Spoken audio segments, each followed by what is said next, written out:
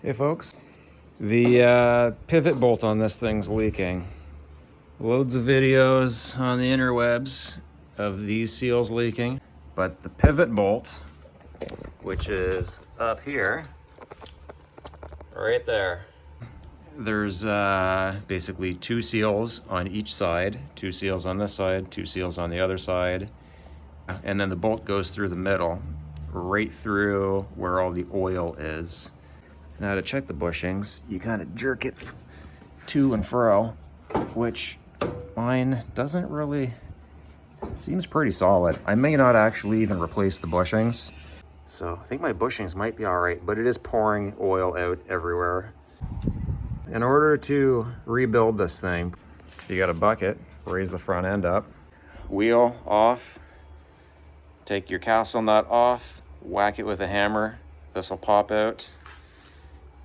2 bolts for the steering cylinder. Repeat the whole process on the other side.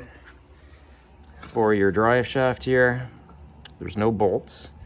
There's a pin that goes through right there. That's what the pin looks like. It just goes straight through. The washer goes on the cotter pin side. You slip it out and then your axle falls off. Same deal up here for the pivot bolt. You got a 24mm castle nut with a big pin. Once you get those out and everything else is out, then well, that's where I'm at. So we'll see how she goes. Before I actually drop this axle down, I'm gonna take some oil out of it. I needed something shallow and my pan's dirty, so I just cut the side off of this old oil jug. 14mm on the drain plug. Fill plugs off.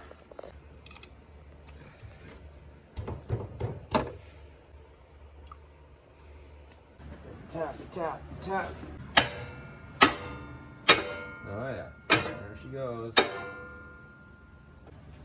Oh, there we go. That came out easy.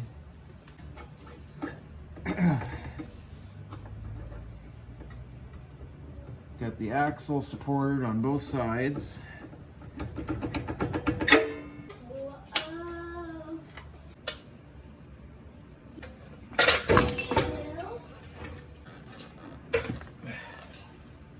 Ta-da! Definitely not light. I'd say this thing probably weighs 80 pounds. Carry it. All right, next step, get these seals out. So that little white seal, there's the black seal, and then there's the bushing right behind it. You can see it's the shiny part. So this is what half the parts look like. That's the white ring. That's the black O-ring right there, and the bushing. And when the part sales dude told me that I owed him 60 bucks, I thought that was for both sides. Turns out it was just for these 3 parts, $60.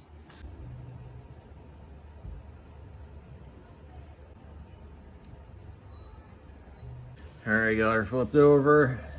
Figured I'd pull the guts out of both sides, and then I'd use my my long drift here to hammer out the bushings. I don't know if that's gonna work.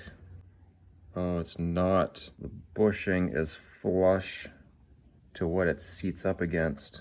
It looks like I will have to chisel that out.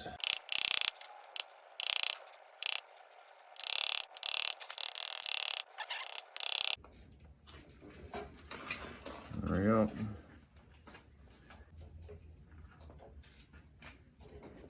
Casing's in good shape. There we go.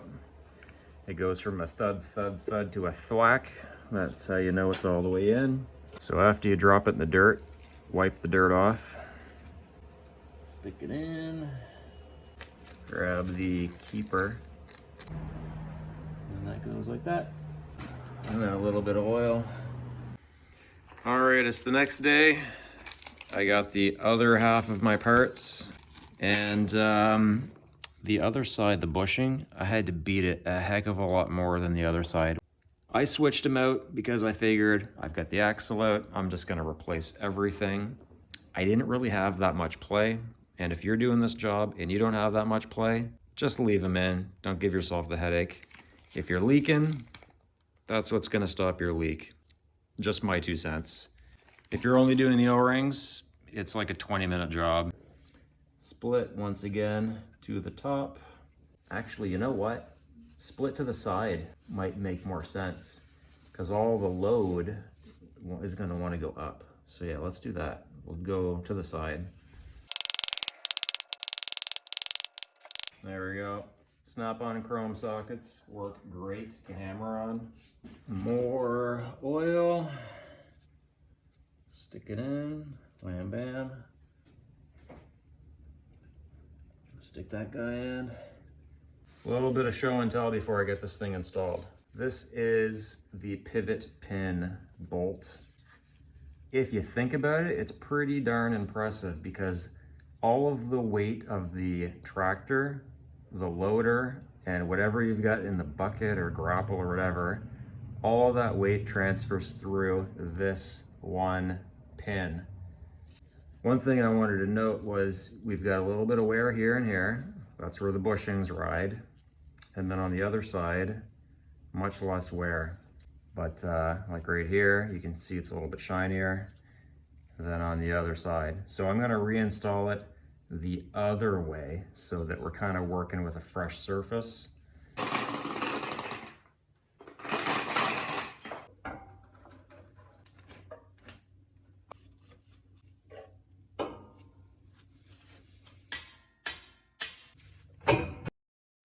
Once again, book calls for 15 foot-pounds.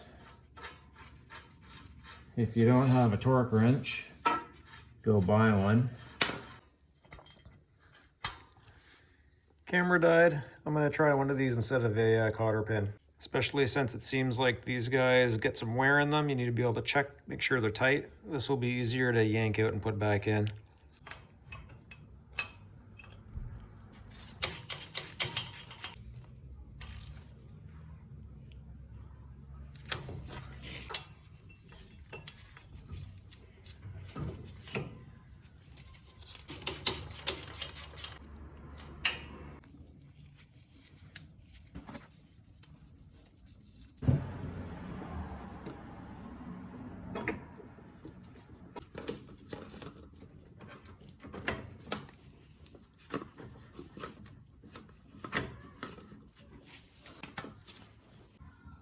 There we go.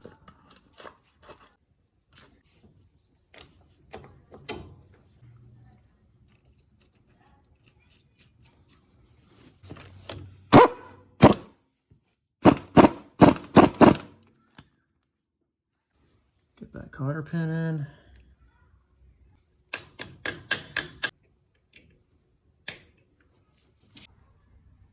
Okay.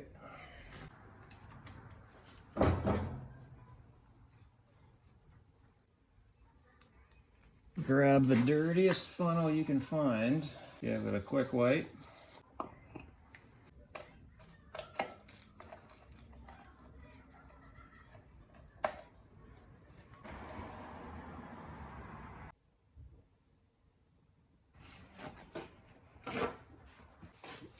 Oh. Ah, no. Okay, that was my fault. I put the vent plug back in on the other side. I guess we can call that clean dirt.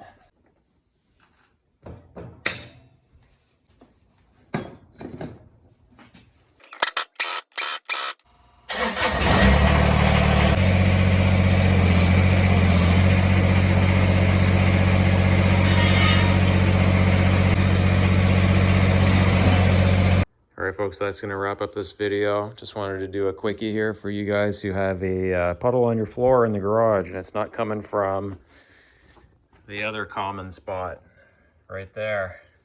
Not that bad. Definitely something you can do in your driveway. Just replace those O-rings and be back on your way. Cheers, guys.